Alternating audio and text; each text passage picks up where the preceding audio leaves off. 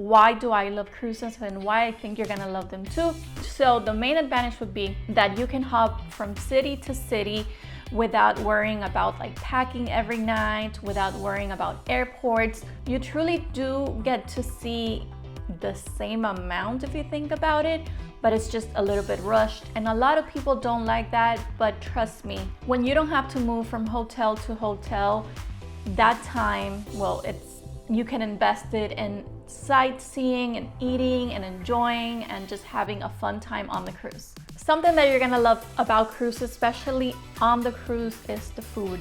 Something that you're not gonna like is it's not going to be the authentic food. For example, when you're in Ravenna and then you go to Venice, well, you really get to try authentic Italian food in Italy, whereas on the cruise, they do have Italian food, but it's not authentic. It tastes really, really good, don't get me wrong. It's delicious, and they have an international section, but that would be the only downside that people might not like. Like I told you guys, there's a buffet.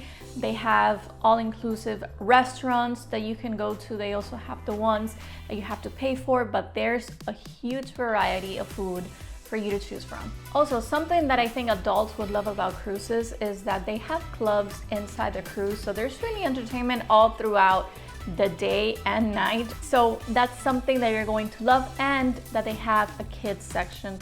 A lot of people don't like cruises where they have kids, but for the most part, they have their own section and families just come together, and it's a lot of fun. So if you've been thinking about not going on a cruise because there's kids, just keep in mind that there's tons of families from all around the world who gather. They have playstations, and it's a lot of fun for all ages, to be honest with you. And they also most of the time have, for example, pools that are designated for kids and pools that are designated for adults.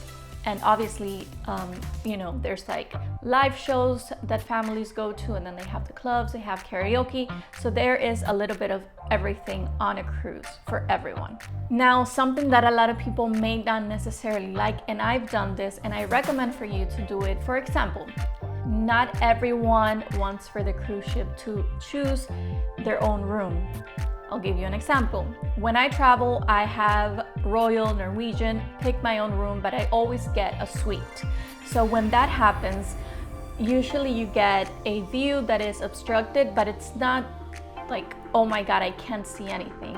It's probably like a lifeboat, but you do really get a panoramic view. If you're on your balcony and you look out, it's not something that's life-changing that you're gonna miss out. So if you get that possibility, it's going to save you money.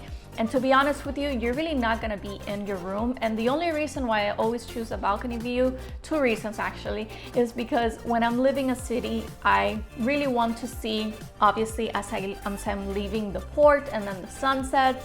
And then also, if I get seasick, I can just go outside and I don't look like a mess in the top deck trying to get some fresh air. I have that privacy in my room. Now I'm gonna tell you about excursions, mistakes, and smart moves that you can do to save money. Save money on excursions. Okay, so basically you wanna book ahead of time. You do have the convenience of booking the cruise on guest services on the cruise, but just keep in mind that a lot of times you're gonna be paying a premium because you waited last minute. And most of the time, if this is your first cruise, you're gonna notice this. Try to book the excursion as soon as you book the cruise, because those excursions sell out. So for example, there might only be one seat available. Also, something that I always recommend is for you to book the excursions with the actual cruise line. Third parties, they are significantly cheaper, I would say, but if the cruise leaves and you're with a third party, they won't wait for you, and then you have to find your way to the other port. And I'm sure you've seen it on social media that the cruise leaves. Well, those things do happen, my friend. I've seen them. So yes, you can save money by booking an excursion with a third party, but if you book it with a cruise line, you have that safety that they're gonna wait for you, basically. Now, when you're booking the excursions, depending on the port, obviously you want to be guided, you want to know what you're looking at. So when you book the excursion, the best excursions are the ones where you have free time and where lunch is included, because they take you to the really, really nice restaurants, and then usually they have the full meal included, and that includes a drink. If you're lucky, the coffee as well. but it's a really fun experience. For example, my favorite excursions have been the one where I can swim. I went on an excursion in Santorini with Royal, and we saw the sunset, and then they also grilled on the boat. We swam on an active volcano. That was life-changing. That was one of the best experiences of my life, and it was a lot of fun.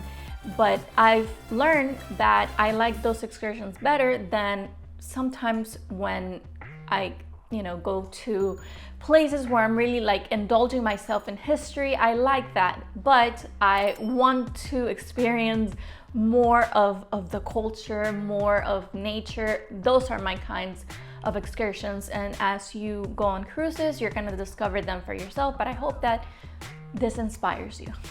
So, days at seas and being seasick. A lot of you might think, oh my God, if I go on a cruise, I'm gonna get seasick, and I just mentioned that just now, but I wanna tell you guys something.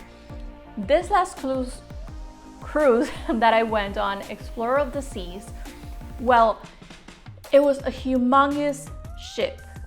People were asking me if I was getting seasick, and to be honest with you guys, I didn't. I did get sick on Norwegian Epic, and I believe I got a little bit seasick on Jewel of the Seas through the UAE. On this one, this was a massive ship. You didn't feel anything. But there have been cruises that I've been on, and I've gotten seasick. So the best thing would be for you to, take medicine. That's my opinion. I've tried the bracelets that have like a little sensor, something that pokes you, and that didn't work for me. And then I tried ginger pills, and yeah, I've learned the hard way, and I hope that this helps you. So I want to give you some bonus tips, and I'm sure that these are really going to help you. So you know how they say that a smart traveler packs light? Well, for cruises, you want to take a little bit more outfits than usual. Maybe not clothes that's like really heavy, so you can outsmart the way you pack. But take more outfits, because they do have a night that it's like a gala and everyone dresses up. It's so much fun. Then if you go to the pool, if you're going on excursions, when you come back from the excursion, you go to dinner. I dress up for dinner like if there's no tomorrow. Like when I went on my last cruise, I'm not lying to you, I had an Excel spreadsheet with every outfit that I was going to wear, including the accessories and the shoes. So I had everything, even how I was gonna do my makeup, my hair. So for me, that's fun because I like those things. But if you're not into that, then you can just obviously take a set of clothes, and then in your carry-on, you always wanna take a spare set of clothes, and that includes socks, underwears, because if your luggage gets lost or it's late, when you get to the cruise, you can shower and then you can put something else on and you're ready to go.